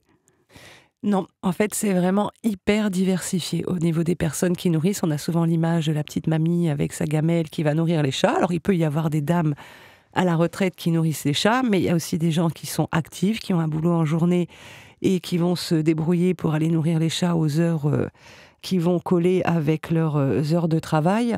Quand on regarde pareil un peu sur les réseaux sociaux, c'est pour ça qu'il y a des gens qui ont même des boulots et qui vont faire 20 km le soir pour aller nourrir des chats à un endroit en fait.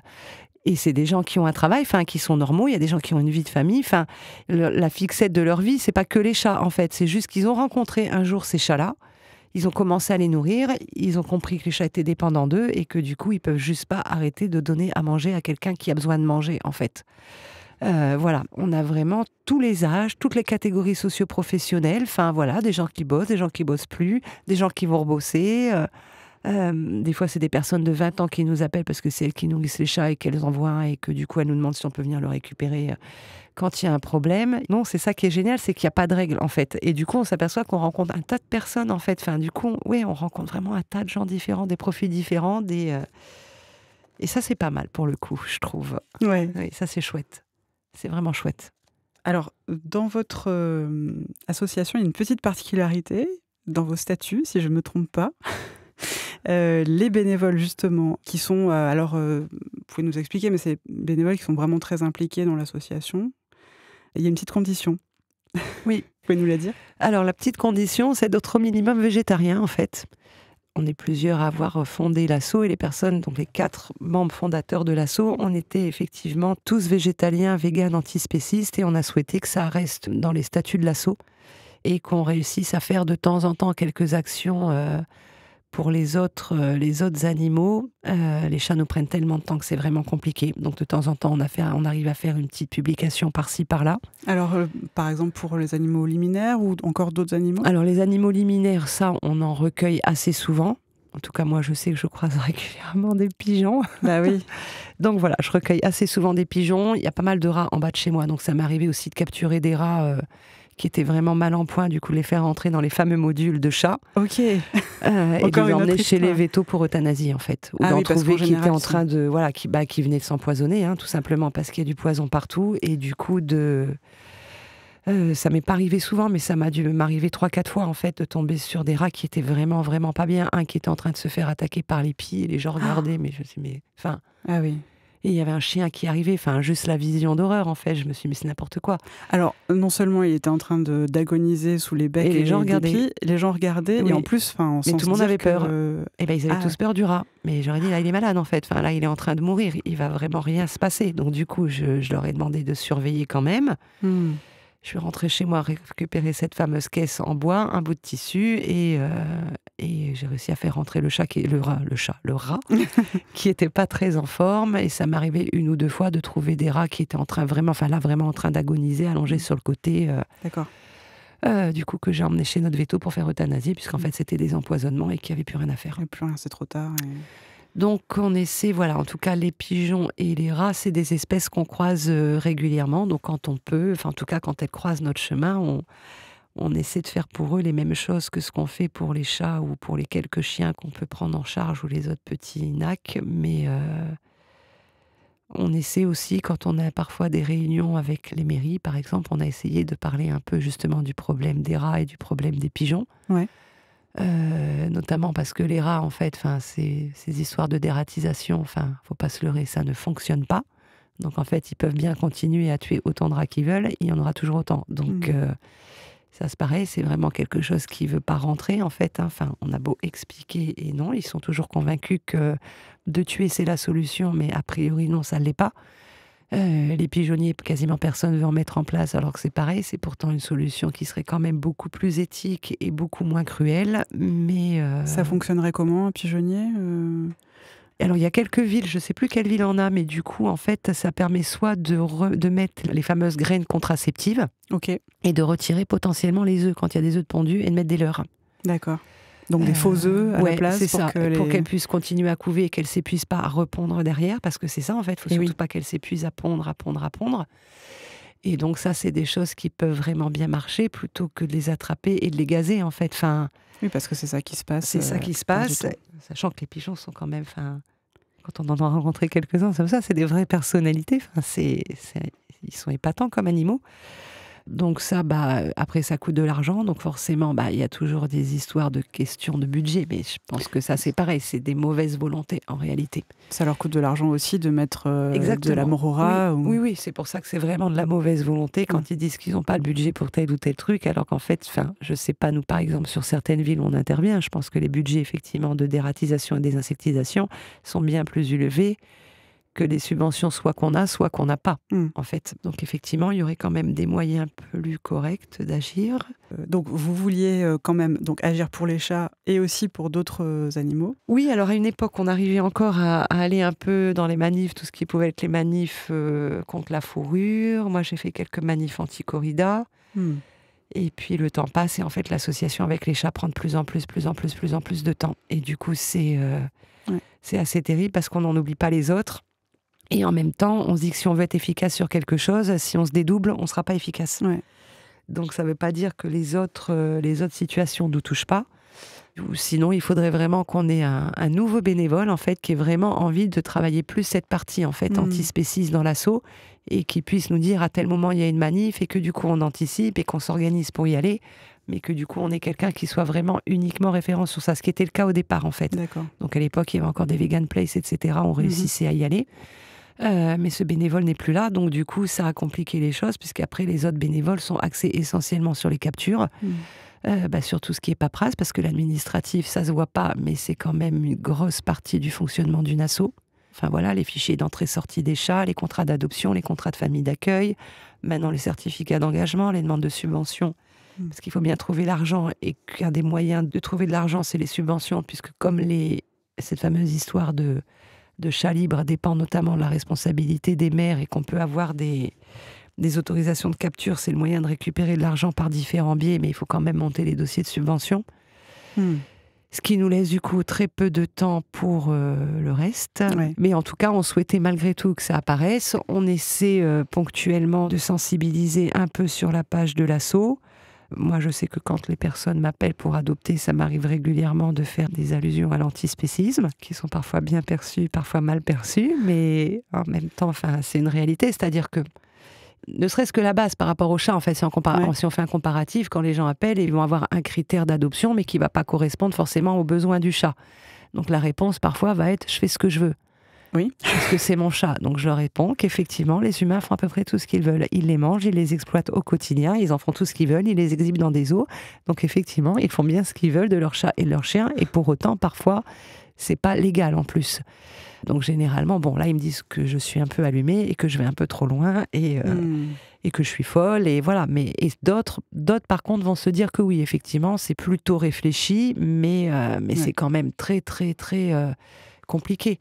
Par exemple, la question que je me pose très souvent, c'est quand on s'occupe des chats, on s'aperçoit que peu d'assos qui s'occupent des chats, en fait, ont cette vision où on devrait traiter les autres espèces un peu, ne serait-ce qu'au minimum, un peu comme les chats, en fait, voire un peu la même considération. Et je me dis, quand je vois, alors c'est généralement des femmes, toutes ces femmes qui se donnent tant de mal pour sauver 3 chatons, mais qui n'ont pas de mal à boire le lait du veau, en fait. Et c'est toujours un truc qui est assez étrange, parce qu'en fait, la logique voudrait que si elles ont cette sensibilité pour les chats, elles devraient l'avoir pour les autres. Et en général, elles ne l'ont pas. Et il y a très peu, il y a quelques assos, quelques membres dans les assos qui ont cette sensibilité, mais c'est effectivement pas la majorité. Et du coup, c'est vrai que ce tri qui est fait dans les espèces, c'est assez... déroutant. Assez déroutant, assez déprimant.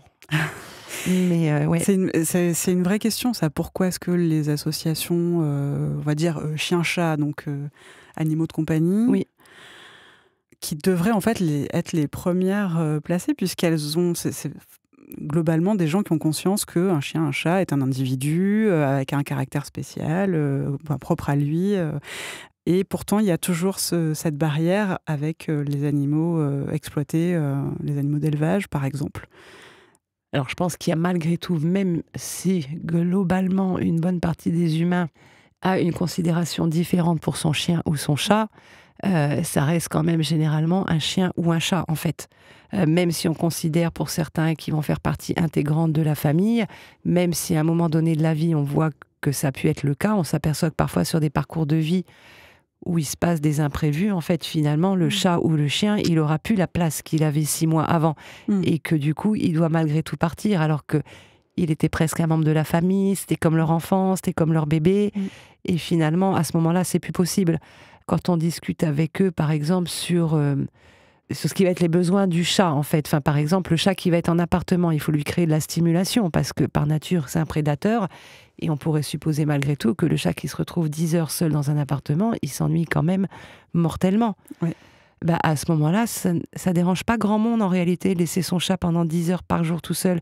Donc, moi, ce que je leur dis, surtout quand par exemple c'est une adoption de chaton, je leur dis prenez sa place en fait, asseyez-vous dans votre canapé et vous faites ça pendant 1 semaine. Pendant 1 semaine, vous restez 10 heures par jour dans votre canapé. Pour le peu que le chat soit rationné, il n'a même pas de quoi s'occuper avec de la nourriture. Je lui dis, il peut pas prendre un livre, il peut pas allumer la télé, il peut pas prendre l'ordi, il recevra pas d'appel. Donc vous faites ça pendant 1 semaine. Pendant 1 semaine, 10 jours, vous vous asseyez sur votre canapé et vous attendez que ça passe. Vous mettez à la place du chat, tout simplement. Là, on s'aperçoit bien que c'est pas la même chose en fait, parce que le chat va dormir, mais si on est déprimé, en fait, nous aussi on va dormir. Si on n'a rien à faire, on dort. Enfin, moi, si on me met dans une pièce où j'ai rien à faire, au pire, on va faire un peu de sport pour se fatiguer et après, on va dormir. Mais on fera rien d'autre. Donc, c'est vrai que même, je pense, qu'on a, et peut-être tous, il y a des choses où on ne se rend pas forcément compte et c'est toujours compliqué de réfléchir et de se remettre en question.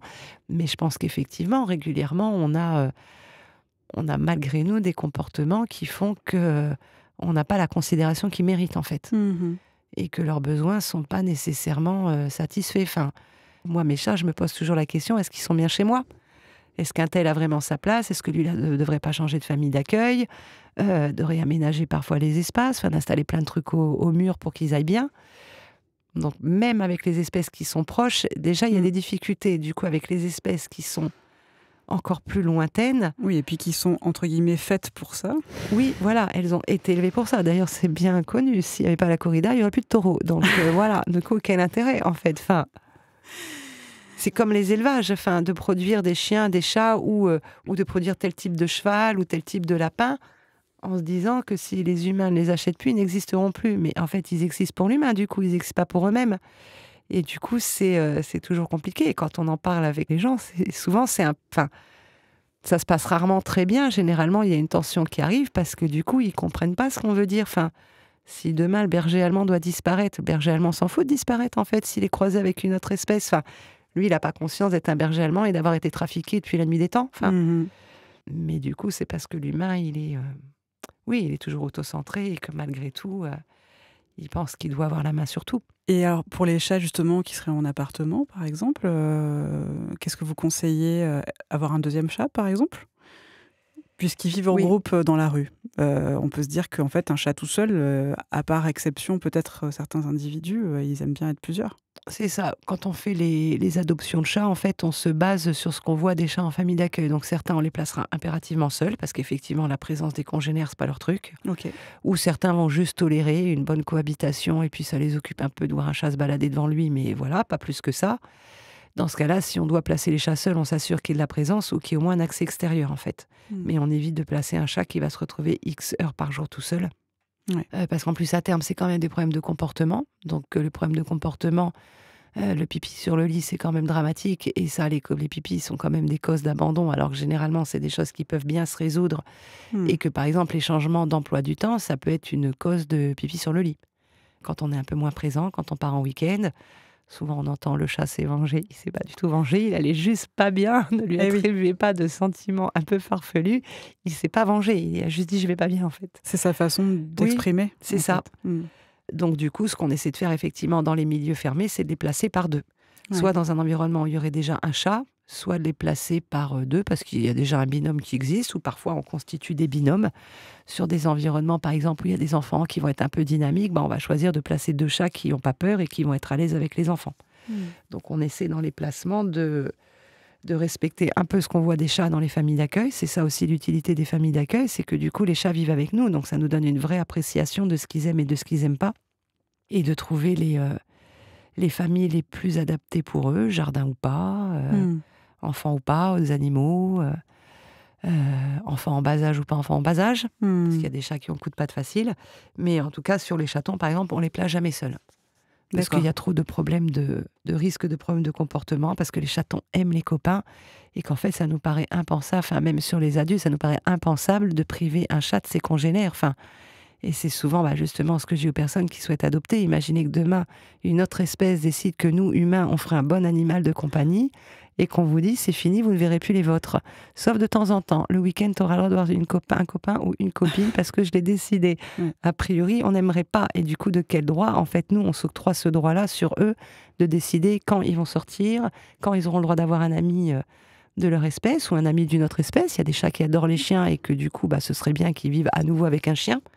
C'est là, en fait, où dans nos placements, je pense qu'il y a un petit truc antispéciste, en fait, où on essaie vraiment de se dire qu'il n'y a pas de raison qu'on les prive, eux, de ce qui est important pour eux, sous prétexte que l'humain satisferait tous leurs besoins, en fait. Alors, effectivement, peut-être qu'il ne sera pas totalement malheureux avec des humains qui vont faire des gratouilles, mais quand on les voit chez eux aussi avoir et les câlins d'un chat et les câlins d'un humain, a priori, ça leur plaît. Donc, en fait, pourquoi les priver? Pourquoi, du coup, se dire « je fonde une famille » et celui qui n'est pas de notre espèce, il doit être seul parce que 2, ce serait trop lourd à gérer. Mais on peut gérer 3 enfants et on ne peut pas gérer 2 chats. Enfin, du coup, ça paraît toujours tellement pas juste pour eux, en fait. Sachant que quand ils sont 2, c'est moins contraignant parce que du coup, ils s'occupent tous les 2 aussi. Et que quand on a justement une vie qui est occupé avec des enfants ou autre, on a moins de temps pour son animal de compagnie, forcément. Les enfants sortent de l'école, il y a des devoirs à faire, il y a le bain à prendre, il y a le repas à préparer. On n'a pas le temps à ce moment-là de jouer avec le chat, en fait. Enfin, faut être réaliste, on n'a pas le temps de sortir le chien. Donc, on essaie de trouver le juste milieu en l'expliquant aux adoptants. Soit effectivement, ça parle, soit ça ne parle pas. Et de toute façon, il y a toujours des particuliers qui donneront leur chaton à 6 semaines non sevré et qu'on récupère à nous à 1 an et demi quand il aura attaqué les gens avec qui il vivait. On sait que de toute façon, on ne réglera pas le problème à la base, mais en tout cas, ceux que nous, on prend en charge, on ne souhaite pas les brader, en fait. Ouais. Alors, on m'a posé une question. J'ai parlé de votre association autour de moi et j'ai dit, voilà, dans les statuts, il y a l'incitation très forte à être au moins végétarien, végétarienne, voire végane. Et la personne me dit, comment ça? Une association pour les chats? Et demande aux humains d'être végane, mais les chats, c'est des carnivores, donc ça n'a aucun sens. Enfin, pour lui, c'était vraiment un non-sens, quoi. Est-ce qu'on vous a déjà dit ça? Souvent. On a souvent eu ça, alors notamment quand il y avait des stands sur les Vegan Place, quand il peut y avoir des collectes ou autres, s'il y a quelque chose où effectivement il va y avoir une petite affiche qui parle un peu du végétarisme. On a souvent cette remarque, moi on me la pose souvent, on me dit je comprends pas machin. Bon, généralement, ma première réponse, c'est quand on n'aura plus qu'à résoudre le problème du végétarisme chez les chats, ça veut dire qu'on aura déjà bien avancé chez les humains, qui sont quand même les gros consommateurs, puisque les chats récupèrent, les animaux carnivores ou autres, ou les chiens qui ne sont pas carnivores, mais en tout cas récupèrent que les restes de ce qui a été utilisé pour les humains. Ça veut dire que déjà, en fait, on aura fait un sacré pas. Si tout à coup, on n'a plus de reste pour les chats, on aura le temps de réfléchir à leur donner uniquement du végétal. En soi, on n'est pas contre. Ça nous arrangerait bien évidemment de ne donner que des croquettes véganes, de la pâtée végane. Alors, il y a plusieurs complications. C'est qu'on a des chats qui ont des pathologies particulières et que du coup, il faut des alimentations spécifiques. Si on ne leur donne pas telle ou telle alimentation, effectivement, les chats, ils sont condamnés à mourir rapidement. Bon, mais l'argument peut être dit, mais c'est pas juste parce que dans ce cas-là, vous donnez quand même des croquettes de viande, donc vous avez préféré qu'il y ait un bœuf qui soit tué pour que les chats soient nourris. De toute façon, la société de consommation elle est comme ça, en fait. Donc, soit on n'a plus de chats et on arrête de nourrir les chats, et on se dit, ils se débrouillent, ils chassent, et dans ce cas-là, on sait qu'ils vont mourir. Soit, effectivement, on réfléchit à d'autres alternatives, et là, c'est peut-être aux fabricants de croquettes qui auraient une sensibilité au végétarisme, au végétalisme, peut-être d'essayer de développer différentes gammes d'alimentation végétale, et de faire en sorte qu'on puisse effectivement nourrir les chats de manière plus éthique. Et adapté justement à différentes pathologies. Ouais. Voilà, notamment les problèmes urinaires, notamment les problèmes de diarrhée. Ça, c'est quand même dans les 2 pathologies qui reviennent le plus souvent. Un chat qui n'a pas ses croquettes urinaires, il meurt. Donc, effectivement, il faudrait des croquettes qui soient plus adaptées et qui permettent de maintenir les chats en bonne santé. Et moi, j'ai nourri un chat, la Minette dont je vous parlais, que j'ai récupérée il y a quelques années après que mon vieux chat soit décédé, je l'ai nourrie pendant un temps aux croquettes véganes et elle adorait. Ah oui? Elle adorait ça. Elle avait des problèmes d'allergie. On avait testé plusieurs sortes et du coup, à un moment donné, comme ça marchait moyen, je me suis dit, je vais tenter les croquettes véganes. Et elle aimait. Elle aimait vraiment. Donc, j'ai retenté les croquettes véganes chez moi de temps en temps et en fait, sur le nombre, ça n'a pas marché. Il y en a plein qui n'en voulaient pas. Ah oui. Donc, hormis, ça voudrait dire, sinon, il faudrait tester, parce qu'il y a plusieurs marques de croquettes véganes, mais ça voudrait dire de tester plusieurs marques pour trouver la marque qui conviendrait à peu près à tout le monde. Et quand on arrive avec un grand nombre de chats, comme on peut avoir chez nous, c'est sûr que ça complique les choses. Et moi, avec les pathologies, effectivement, c'est compliqué. Et oui, c'est ça surtout. C'est sûr que j'étais plus à l'aise quand j'avais mes lapins et mes cochons d'Inde et que je mettais mes légumes sur le tapis de course. Là, je me disais, c'est bien, en fait. Et oui. Pour les chats, c'est sûr que quand j'ouvre les boîtes de pâté, je ne vais pas dire que je me dis, c'est pas grave. Non, bien sûr qu'il y a un truc gênant. Mais en même temps, ils sont là, en même temps, on les a domestiqués, en même temps, ils sont devenus ce qu'on en a fait, en fait. Et c'est ça qu'il ne faut pas oublier. Et est-ce que sous prétexte qu'ils sont devenus ce qu'on en a fait, on devrait du coup tout arrêter parce qu'on estime que c'est pas bien qu'ils mangent d'autres animaux? La question est vraiment très compliquée en réalité. C'est très compliqué d'y répondre comme ça sur un claquement de doigts parce que le problème est beaucoup, beaucoup plus large. Mais je pense que c'est pas impossible peut-être de développer des gammes véganes et qui plaisent vraiment aux chats. Ça se fait pour les humains, donc je vois pas pourquoi en fait il y aurait pas de super substitut mis en place pour les chats. Avec les ajouts qu'il faudrait, taurine, exactement, etc. Ouais. Alors, comment est-ce qu'on peut aider l'association Animego ? Alors, si c'est en Île-de-France, pas très loin de là où on est, il y a les fameuses cages de convalescence. S'il y a des personnes qui ont envie d'apprendre à capturer les chats, ça peut être pas mal. Ça ne veut pas dire de la capture intensive, hein. Ça peut être une capture toutes les semaines, enfin voilà, au rythme où les personnes auraient envie de capturer. Donc les convalescences, les captures. Si des personnes ont envie d'adopter, si elles pouvaient adopter chez nous et libérer des places en famille d'accueil, ça nous permettrait de ne pas remettre des chats sociables à la rue. Et ensuite, on a besoin pour tout ça d'argent, parce que c'est quand même un gros budget en fait, hein. Les frais vétérinaires sont conséquents. Pour la stérilisation et l'identification, on a des chats avec des lourdes pathologies qui ont quand même des traitements pour des problèmes de thyroïde, pour les reins, des chats qui ont des fragilités au niveau de la bouche et qui ont besoin aussi d'avoir des contrôles réguliers. Donc pour les chats qu'on a par exemple qui ne sont pas manipulables, une visite chez le véto, c'est pas juste le prix de la consultation, il faut sédater le chat à chaque fois pour qu'il puisse être manipulé.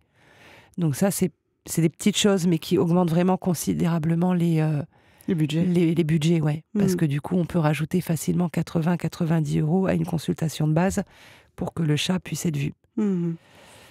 Voilà. Et puis la nourriture peut-être. Et la nourriture, voilà, de participer aux collectes ou éventuellement de nous faire des dons de nourriture.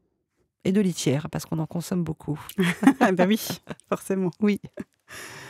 Alors, on arrive à la fin de cet épisode. Est-ce que vous avez une recette et ou un lieu où vous aimez aller manger à nous partager? Une recette végane, évidemment. Alors, les recettes, les boulettes de lentilles. Ah. C'est simple, c'est rapide. Globalement, tout le monde aime. Donc, les boulettes de lentilles à base de lentilles corail. Donc, ça, on fait une sorte de purée de lentilles corail. On rajoute dedans des épices, un peu de persil. Moi, je mets généralement persil, oignon, ail. On mélange le tout et après, on en fait des boulettes qu'on met dans de la chapelure et on fait chauffer ça dans de l'huile. Enfin, c'est vraiment rapide avec des épinards. C'est super bon. Voilà. Et un resto que j'aime beaucoup. Je vais pas souvent au resto, mais celui-là, j'y suis allée plusieurs fois. J'aime beaucoup. C'est le resto Soya. À Paris, donc? Ouais, à Paris. Le brunch du dimanche midi est génial parce qu'il y a vraiment beaucoup de variétés au niveau des choses proposées. Et du coup, par exemple, pour les gens qui sont pas, qui n'ont pas spécialement de sensibilité, ne serait-ce que végétarienne, il y a vraiment plein de diversité. Et du coup, je pense que c'est plus facile pour quelqu'un qui connaît pas de s'y retrouver. On y allait l'autre jour d'ailleurs en équipe, dont 2 personnes qui n'étaient pas... qui venaient de rejoindre l'asso, qui commencent à avoir une sensibilité, mais qui ne sont pas encore totalement végétaliennes, mais qui sont en transition, et qui avaient trouvé ça pas mauvais du tout. Là, ils ont des petites pâtisseries qui sont super bonnes. Enfin non, Soya, je conseille. Ok, ça me permet de vous demander rapidement, comment réagissent les personnes au fait de devoir devenir en fait végétarienne ou végétalienne quand elles rejoignent l'association, parce qu'elles ne l'étaient pas forcément au départ. Alors, globalement, les personnes qui décident de s'investir un petit peu plus, souvent, les personnes arrivent, par exemple, pour une collecte ou pour un truc ou un autre. Et puis, il y a quand même des moments où on se rencontre et on discute avec les gens. Et du coup, le fait de discuter, je pense qu'à un moment donné, il y a un truc qui germe. On ne l'impose pas comme étant une obligation de le devenir.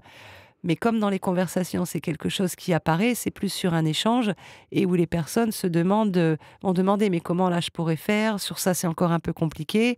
Et on s'aperçoit qu'il y a vraiment une transition qui s'effectue, qui sera peut-être pas en un mois, hein, pour certains qui sera peut-être en 6 mois, pour d'autres en 1 an. Peut-être qu'il y en a qui arriveront jamais à arrêter leur yaourt du tout. En tout cas, oui, il y a une vraie volonté d'aller vers quelque chose de mieux pour les animaux. Et ça, c'est un peu au cas par cas. Il y a des personnes qui arrivent du jour au lendemain, il y a des personnes pour qui ça prend du temps. Mais je sais qu'il y a quelques personnes avec qui on en parle et qui me demandent « mais toi, comment t'as fait ?» machin. Et c'est vrai qu'on n'a pas tous le même parcours sur la façon dont on a arrêté. Donc l'important à terme, c'est d'y arriver. Donc on l'impose pas. C'est mais plutôt on en discute. Si on fait des repas entre nous, qu'on a besoin de faire des réunions, c'est impérativement végétalien. À l'Assemblée générale, c'est que végétalien. Enfin voilà. Par contre, sur les moments où il va y avoir du public, où il va y avoir des bénévoles, là pour le coup c'est imposé 100% végétal. Voilà, donc c'est un bon moyen aussi de faire découvrir. Et oui. Et est-ce que vous auriez un dernier message ou quelque chose que vous avez envie de dire aux personnes qui nous écoutent? Dans la mesure où l'obsession de ma vie, c'est un peu les chats, un peu le problème de leur situation, de leur prolifération, vraiment de se dire qu'une portée, c'est une portée de trop. En fait, il ne faut pas se dire que parce que moi j'ai fait une portée, c'est pas la fin du monde. Il faut multiplier cette portée par des millions de personnes qui se diront la même chose, en fait. Et qu'on ne le voit pas à son échelle, mais voilà. Et peut-être de ne pas hésiter à aller dans un refuge, peut-être si on voilà, si on a une petite sensibilité, de se dire pourquoi pas faire un peu de bénévolat et du coup, vraiment d'essayer de plonger un peu dans le milieu quelque temps, sans forcément y rester tout le temps, mais vraiment d'essayer de voir ce que ça donne, alors que ce soit pour les chats ou pour d'autres animaux. Si on se pose des questions, je pense que c'est bien d'essayer d'aller voir un petit peu ce qui se fait. Merci beaucoup, Amandine. Merci Rose.